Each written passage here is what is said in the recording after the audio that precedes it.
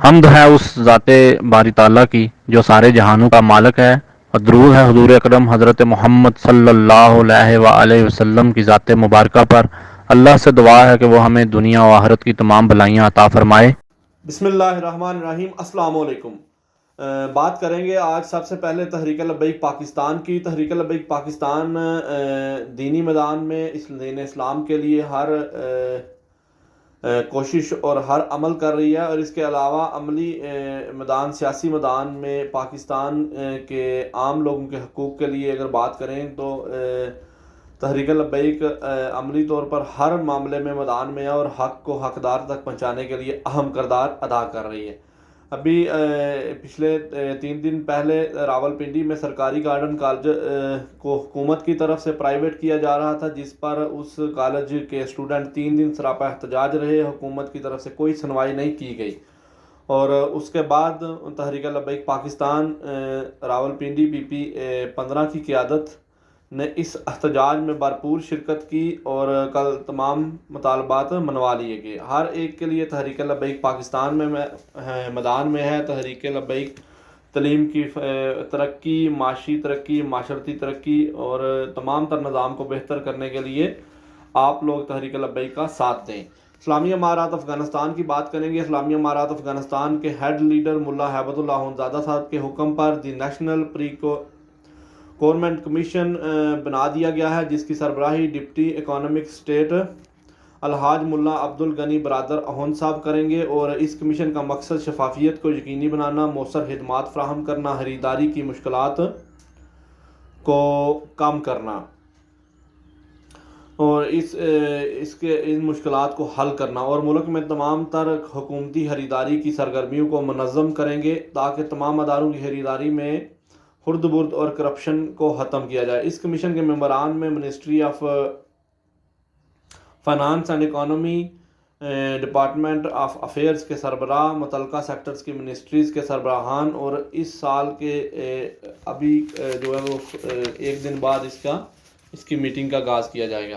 اسلامی امارات افغانستان کے اسٹیٹ انتظامی امور کے معاون مولوی عبدالسلام حنفی صاحب اس نے وفد سمیت مختلف صوبوں کے دورے پر ہیں، اور کل مولوی صاحب نے صوبہ سرپل میں پولیٹیکل اور پبلک عام لوگوں سے علیحدہ ملاقاتیں کی، جس میں وہ صوبے کے مختلف گروہوں، بزرگوں، نوجوانوں اور اس کے علاوہ علماء کرام اور حکومتی حکام سے ملاقات کی۔ مولوی صاحب نے اس پبلک میٹنگ میں خطاب کرتے ہوئے کہا کہ صوبے کے لوگوں کی طرف سے اسلامی نظام کے لیے قربانیوں کو سراہا، اور کہا کہ بتایا کہ اسلامی امارات قوم کی فلاح و بہبودی کے لیے کام کر رہی ہے اور مستقبل میں بھی کرتی رہے گی۔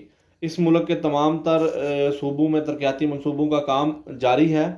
مشکلات اور خیالات کو سنا اور یقین دلوایا کہ ان مشکلات کو حل کریں گے، اور آپ کے مشوروں کے مطابق متعلقہ اداروں کو ضرور آگاہ کریں گے۔ اسلامی امارات کے ڈپٹی فارن منسٹر محمد عباس سنتکزئی صاحب نے کابل میں چائنیز سفارتکار سے ملاقات کی۔ باہمی دلچسپی امور پر بات چیت ہوئی۔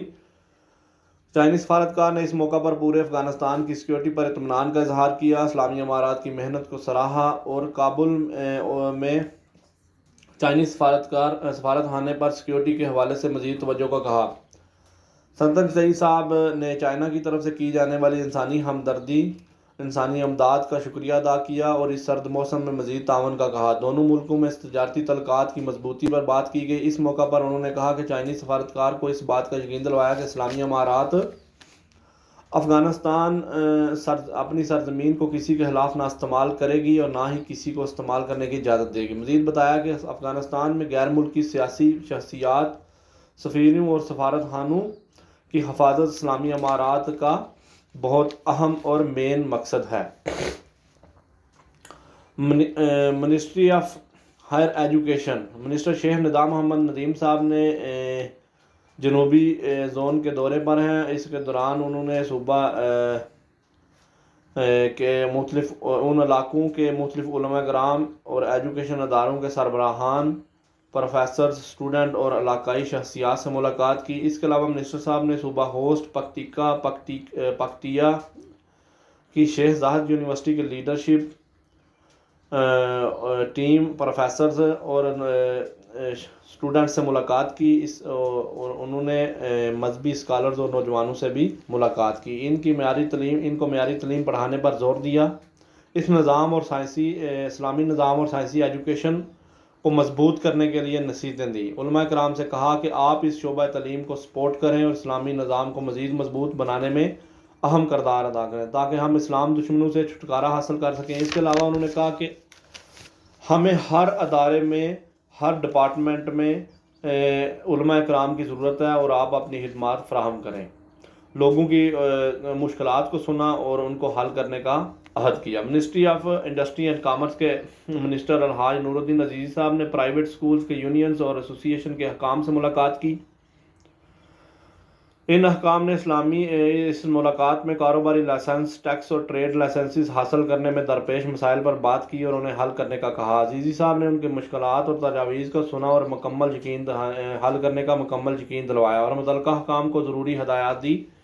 اس کے علاوہ ڈپٹی منسٹر قدرت اللہ جمال صاحب کی سربراہی میں میٹنگ کی گئی جس کا مقصد کولڈ رومز کی تعمیر کے لیے مشاورت کرنا ہے. اور اس ملاقات میں head of development and policy of industry and industry zones, leadership of agriculture chamber industry and mines leadership نے شرکت کی. ملک میں حالیہ کولڈ روم کی حالت پر بات ہوئی. متعلقہ حکام نے اس میٹنگ میں اپنے خیالات کا اظہار کیا اور زیادہ کولڈ رومز کی تعمیر کو وقت کی ضرورت کہا.